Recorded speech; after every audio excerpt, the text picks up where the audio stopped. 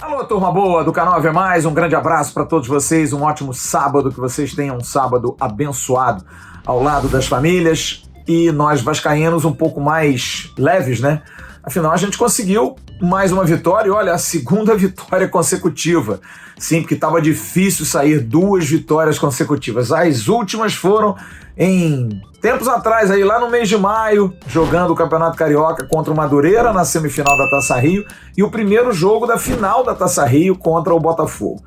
De lá para cá, muitas contestações, muitas dúvidas, mas hoje juro a vocês, eu vejo futebol há muito tempo, me considero uma pessoa que minimamente conhece futebol, enxerga o futebol.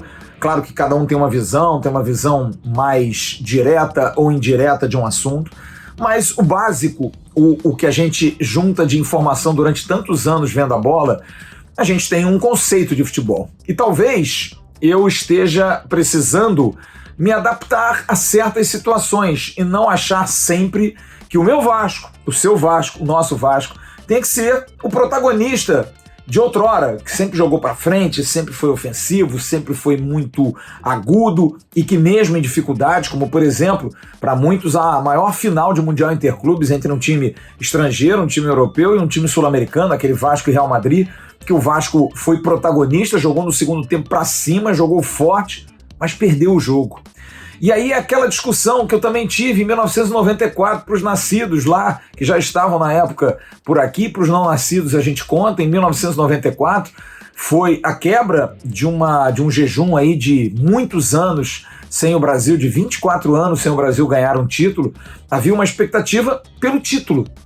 Havia expectativa por vencer, mas nós brasileiros sempre achando que a gente tem que jogar bonito, porque, por exemplo, a seleção de 82, que também foi um outro paradigma, foi uma seleção que encantou o mundo, jogou um futebol extraordinário, você tinha prazer de ver aquela seleção golear a Escócia, passar por cima da Nova Zelândia, atropelar a Argentina numas quartas de final, ganhar da Rússia sofrendo no primeiro jogo, mas jogando muito bem, fazendo belos gols, um time que jogava com muito talento, de muitos jogadores, talvez o maior erro realmente do Tele à época, com certeza foi não colocar o Roberto Dinamite naquele time, mas isso aí é uma outra discussão, mas aquela seleção perdeu.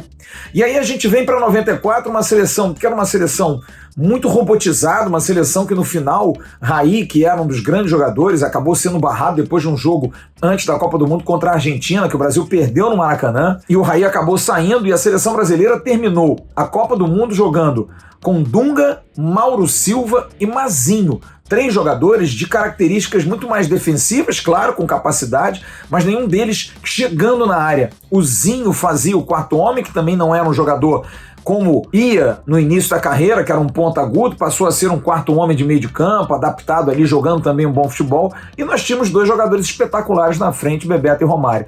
E fomos assim na Copa do Mundo. Ganhamos da Rússia o primeiro jogo 2-0, depois ganhamos bem de Camarões, que era o time mais fraco da chave, mas já não ganhamos da Suécia, em Detroit, naquele estádio fechado lá, foi 1-1. Depois veio o jogo da Holanda, que foi um jogo que nós vencíamos por 2-0, também com o talento de Bebeto e Romário, cada um fez um gol, mas aí a Holanda nos pressionou, conseguiu empatar, o Brasil tinha uma defesa muito sólida, com o Aldair, Márcio Santos, o Branco jogando muito bem, esses 3 jogadores à frente marcando muito, liberando para Bebeto e Romário, e o Brasil conseguiu fazer o 3-2 naquele chutaço do Branco. Fomos para a semifinal contra a Suécia, ganhamos de 1-0 magro também, um jogo apertado, um jogo difícil, e a final foi 0-0 nos pênaltis. Muita gente naquela época chegou a dizer que foi uma Copa do Mundo sem graça. Mas eu pergunto a você, quando o Baggio bateu o pênalti por cima, você ficou triste?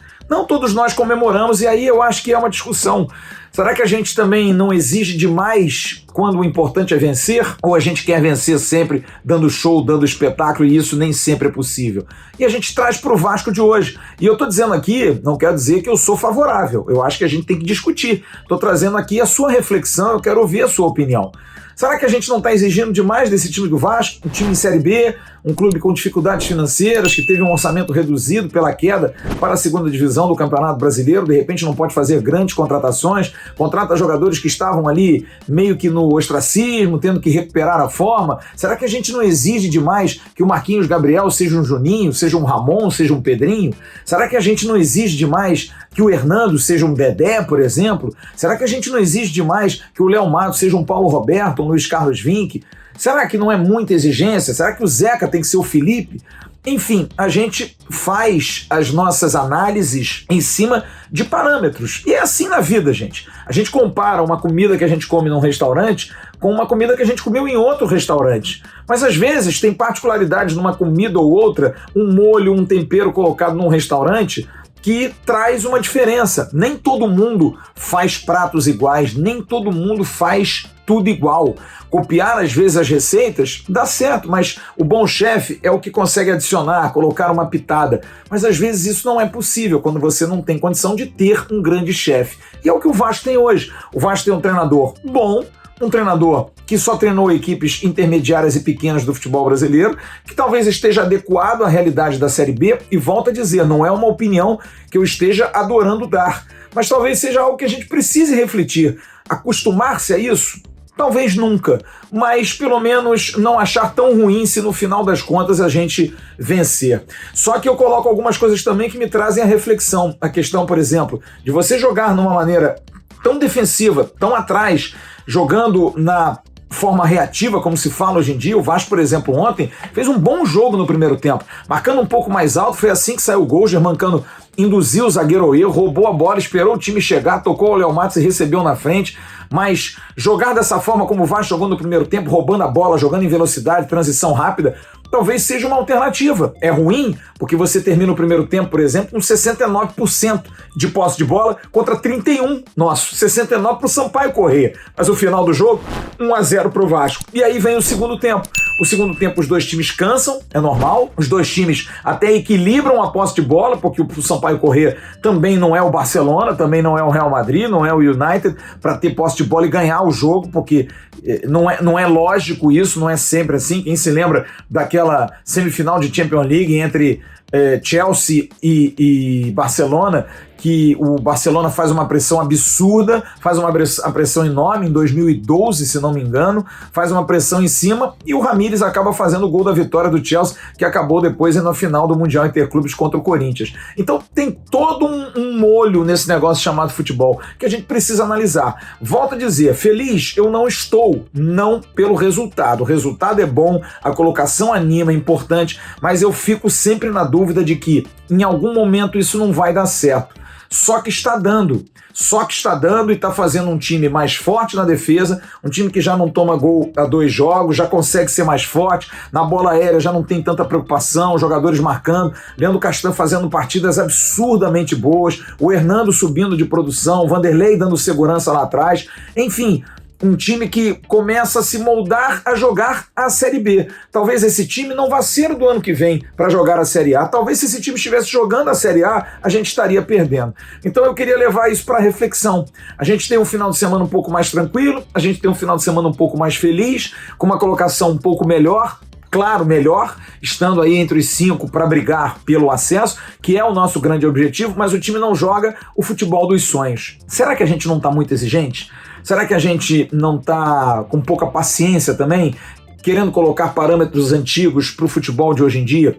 Acho também, até ouvi um outro torcedor que mandou um superchat para a gente na nossa live lá no canal Atenção Vascaínos, e concordo com ele. Pelo investimento, pela folha, pela camisa, por tudo, eu acho que o Vasco tinha que ser mais protagonista. Pode ser que mais lá na frente, com mais tranquilidade, até possa ser, mas hoje talvez tenha sido o caminho, a viela usada pelo técnico Marcelo Cabo e pelos jogadores para conseguir jogar. Vamos jogar no futebol pragmático, que vai nos dar a certeza de vencer. E lembro de um outro exemplo aqui, a Imperatriz Leopoldinense, que durante muitos anos foi criticada quando campeã do Carnaval, porque não fazia o desfile mais empolgante, mas fazia um desfile técnico. Conseguia vencer o Carnaval desfilando tecnicamente. As outras, a Mangueira, o Salgueiro, o Portela, grandes escolas com muita torcida, desfilavam, empolgavam, mas atravessavam no samba, as alas tinham problemas de embaralhamento e aí perdiam pontos e perdiam o Carnaval. A Imperatriz não, ela conseguia fazer o desfile técnico, não tinha nenhum nenhum problema de embaralhamento, de atravessar o samba. Não era o samba mais espetacular, mas era bom samba, e mesmo assim ela conseguia vencer o carnaval. Acho que a gente tem que começar a pensar nisso, começar a se acostumar com isso. Gostar, não, mas se acostumar.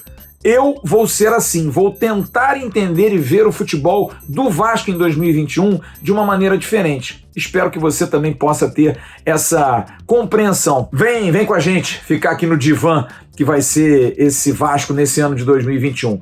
Por enquanto, tá dando certo. Questão do cansaço me preocupa, porque é um esquema que você marca demais. Questão de reposição de peças, nós não temos um elenco com tantas reposições, caso os jogadores não aguentem.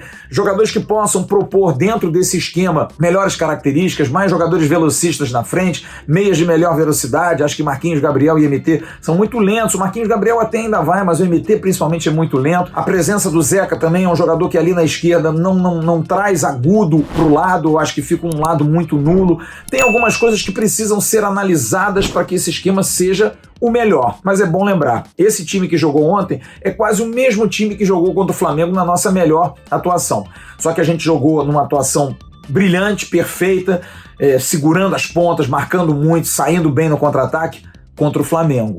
Será que a gente vai ter que jogar assim contra todos esses times que são, sim, inferiores a nós na questão de história, na questão de respaldo? Se for, amigo, volto a dizer, gostar, eu não vou gostar, mas vou ter que aceitar e vou ter que entender que assim vai ser o Vasco de agora em diante. Quero ouvir a sua opinião para essa reflexão, para a gente bater esse papo. Vai ser um prazer ter todos vocês aqui. Grande abraço, bom sábado, aproveitem, descansem com a família e amanhã a gente tem mais aqui no Ave Mais e também no canal Atenção Vascaínos. Fiquem com Deus. Tchau, turma.